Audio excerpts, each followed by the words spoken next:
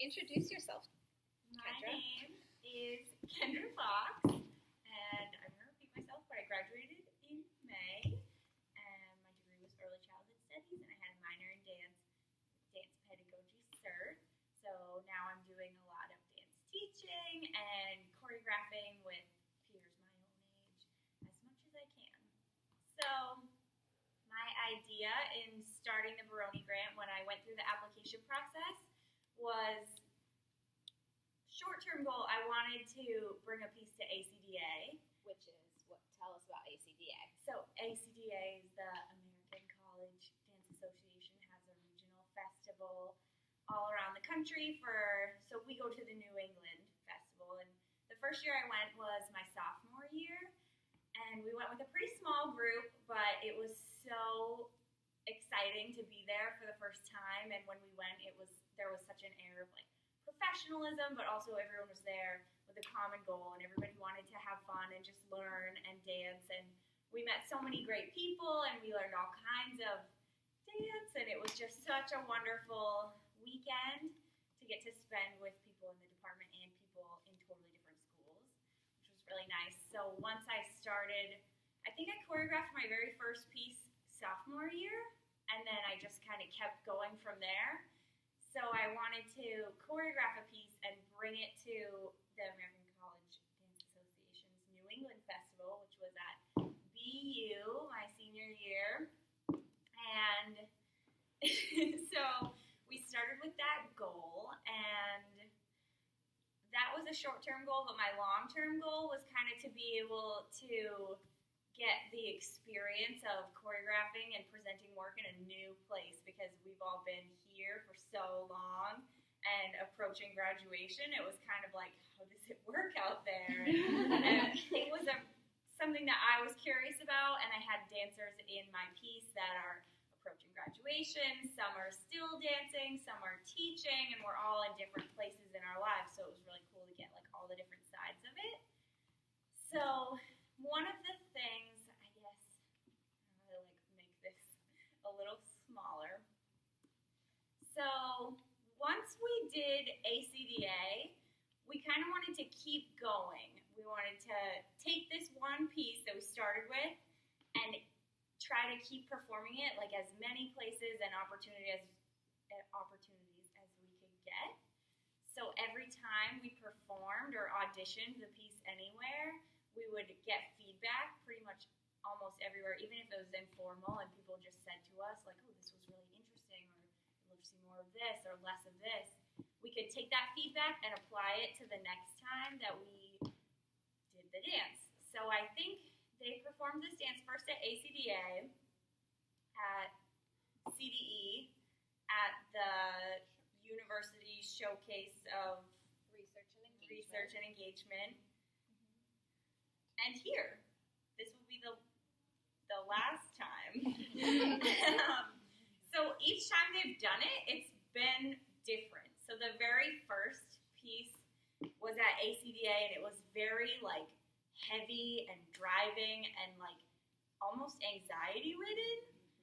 What we came up with was, I had goals in my mind that I just kind of threw at the dancers, and it was just a big, heavy, fast, like, circus of dancing. And tell them about the space at that. So once we got to ACDA also, this was another learning experience. We were supposed to be in this very small little room, and we got to ACDA, and they showed us the room that we were going to be in, and it was maybe like a little bit more than these blue lines.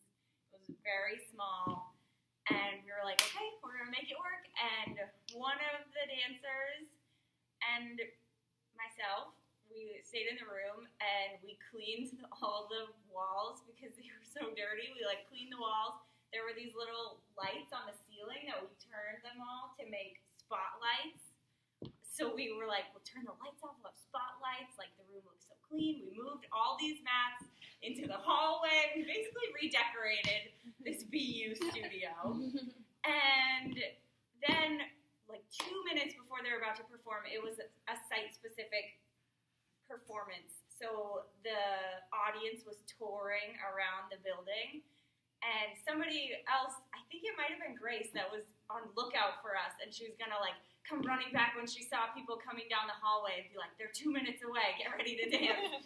And so we're waiting for her to come back, and I think it was whoever was running ACDA that year from BU came into the room, and she said that the anticipated number of people that were coming to watch us had like tripled. And they said there was no way that we were going to be able to perform in that room because nobody would be able to see the dancers. So everyone was like, what can we do? How can we fix it? And she was like, we're going to go across the hall and you're going to dance in a whole new spot.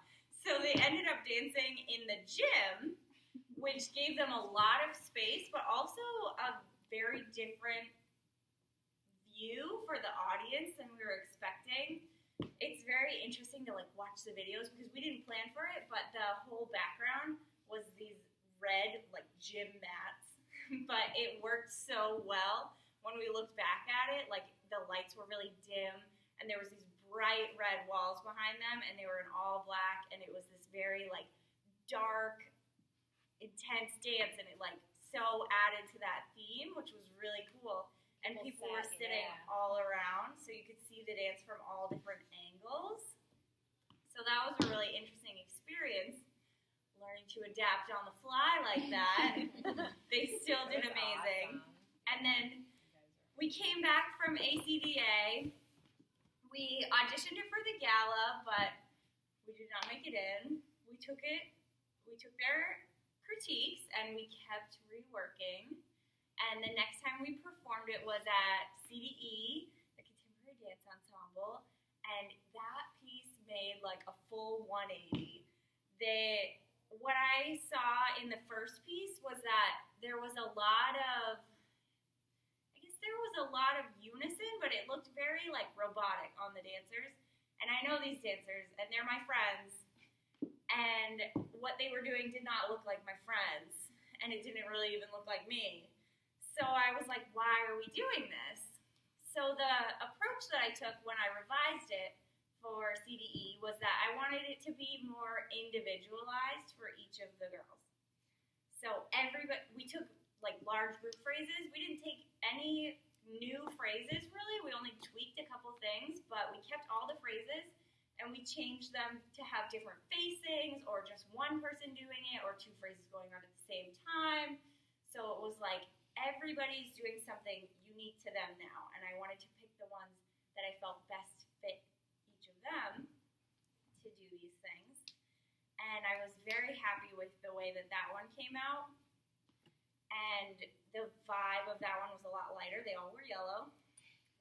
Spirit of you today. The music changed. The music was much softer, but it was still able to keep the speed up and keep what they knew, but it totally changed the vibe, which I really enjoyed. And I called the first dance was called Nerves, just because it was so like driving, and it was like you're like breathing into a paper bag.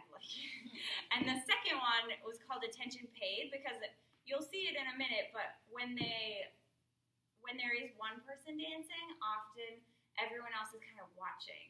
So it was like a total change from the first one. It was like very robotic, and they were all passing by each other. In the second one, I wanted them to really notice each other. So it was more interactive among them. Even if they weren't touching, there's a lot more like emotional connection, I suppose, rather than physical.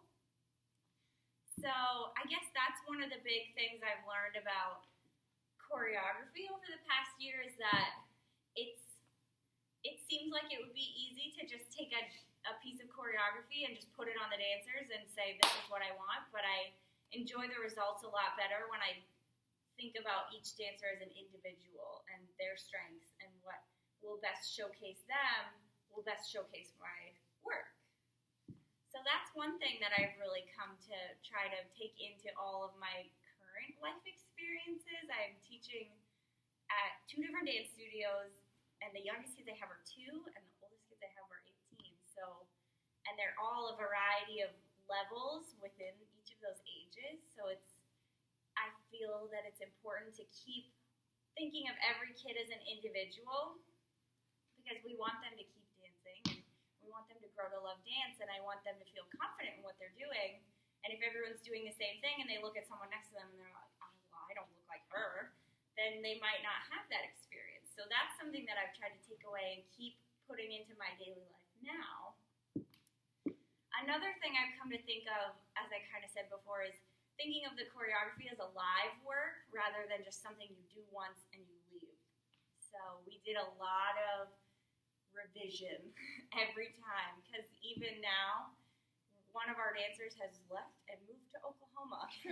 So about a week ago, we met up and we reworked all the pieces that we needed to, because we were missing a fifth person. So every time we've done it, we've just adapted to the circumstances. There was one time that they danced in the hub by the fireplace, and they did it on the carpet, and everybody watched from above. And it ended up being so cool to see from every angle that you could look at it. It looked really interesting and new. It's like seeing a new piece every time. So that's another thing that I've taken away from it, is that a work can be changed. And as I think, if I were to offer a piece of advice, that's something that I would take into consideration. Like Sophia and Rosie performed a piece that I would guess you want to keep performing and you want to show at new places. I would love to see you take the advice that you've gotten from all your peers and your teachers and keep working it. And then as your experiences change, or as things in your life change, you can change the piece. It does not have to stay the same, because you might love it 10 times more if you change it. You might relate to it a lot more. So that's one of my biggest pieces of advice. I think you can always change what you're doing. So let's see it.